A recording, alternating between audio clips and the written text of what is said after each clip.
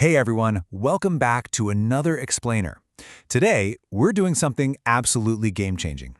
We're going to build, refine, and completely master a toolkit of 10 incredibly specific words.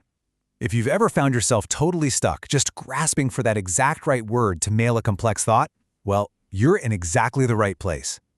We're going to lock these 10 concepts right into your memory today. So, let me ask you something. Are you ready to seriously upgrade your vocabulary? Because, look, this isn't just about sounding smart at a dinner party. It's about exactness, it's about precision, it's about totally transforming your everyday communication so that when you speak, your words carry the exact weight and meaning you actually intend.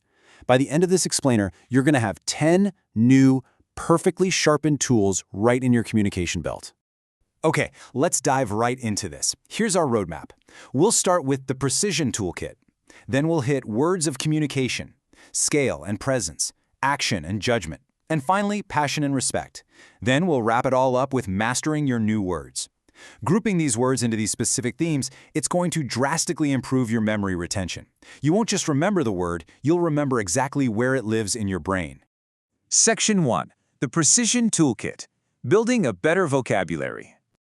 Think of a master carpenter, right? They don't just grab any old hammer. They use the precise tool for the precise job. And that's exactly what we're doing today, with 10 specific words. What's really fascinating here is that we're operating using only 2 parts of speech. 6 verbs, which are our words of action and movement, and 4 adjectives, our words of intense description. By strictly focusing on actions and descriptions, we're targeting the exact 2 areas of language that bring the most color and momentum to your sentences. Section 2. Words of communication. How we express ourselves. When we articulate our internal thoughts to the outside world, we might use our very first word, candid. It's an adjective meaning honest, straightforward, and frank. When you're being candid, you are operating with complete openness. It's not just about telling the truth. It's about stripping away all the fluff and being entirely direct. Imagine a conversation where all those typical social filters are just gone, leaving only the pure, frank reality of the situation. That is what it means to be truly candid. Our next word is laconic. It's an adjective meaning using very few words, concise. Notice how I'm speaking right now? A laconic person doesn't waste a single breath. They get straight to the point, leaving out literally any unnecessary detail. Fun fact, this word actually comes from Laconia, that's the ancient region of Sparta, and its citizens were famous throughout the ancient world for their extreme, unapologetic brevity. It's brief, it's sharp, it's laconic. So we've covered human communication, but how do we describe the scale of our environment? Let's totally pivot our attention for a second toward the physical world. We're going to look at words that define how things take up space, how they grow, and how they shrink in our reality. Section 3. Scale and presence. Describing the world. Let's see how this builds. Our first word in this cluster is a verb, abate, to become less intense or widespread. Think about a massive, intense storm that's been raging for hours, and slowly, the wind dies down, the rain softens, the energy simply fades. The storm is abating. It's the action of a situation, or even a feeling, naturally lessening in its intensity.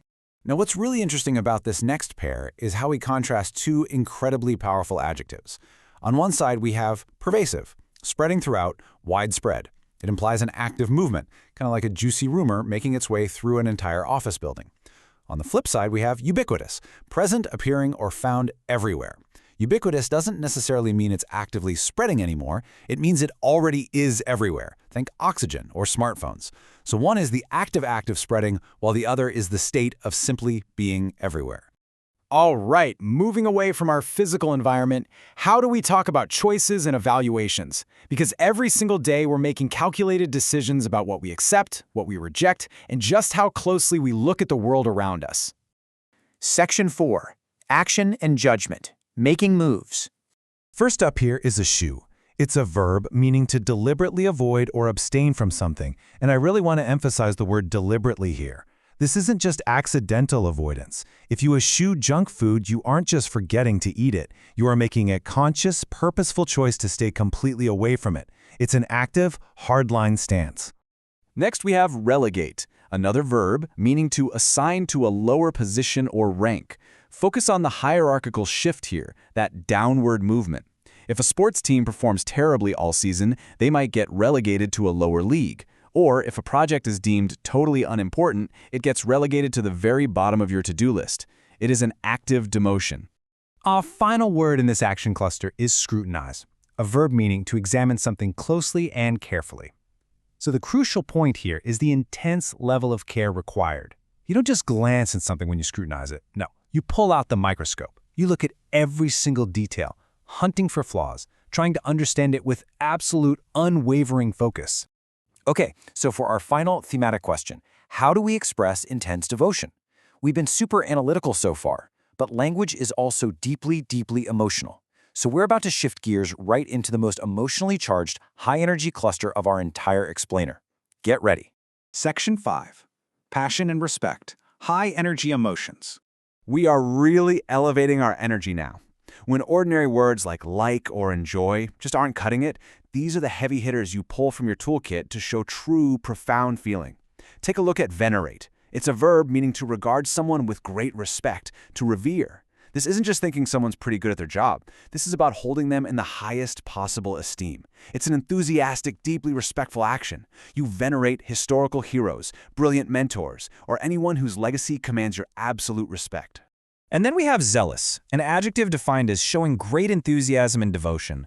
This is maximum infectious energy. A zealous person doesn't just casually participate. No way. They dive in headfirst, totally consumed by their passion for a cause, a project, or a belief. It is the absolute embodiment of fiery, unstoppable devotion. Section 6. Mastering your new words. Putting it all together. Okay, let's bring it back down a bit. We've explored the nuances, the scales, the judgments, and the passions. Now let's look at a high-level breakdown so you can pull these tools out exactly when you need them. Our 10 words neatly divide grammatically. We've got our 4 adjectives. Actually, scratch that. We've got 5 amazing adjectives here: candid, laconic, pervasive, ubiquitous, and zealous. And our 5 verbs: abate, eschew, relegate, scrutinize, and venerate. Understanding whether a word is an action or a description is literally step 1 to mastering its use. Let's walk really quickly through a final recap. By linking the word directly to its part of speech, your brain maps it perfectly.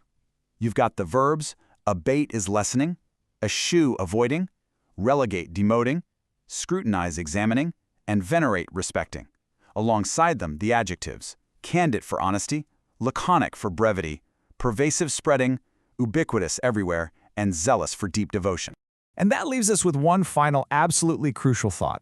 Which of these 10 words will you use with precision today? Learning a toolkit is entirely useless if you just leave it sitting closed in the box. I challenge you to take at least one of these words, whether it's being a bit more candid in your next meeting or maybe eschewing a bad habit, and actively apply it in the real world today. Thank you so much for joining me on this explainer, and I absolutely cannot wait to guide you through our next topic.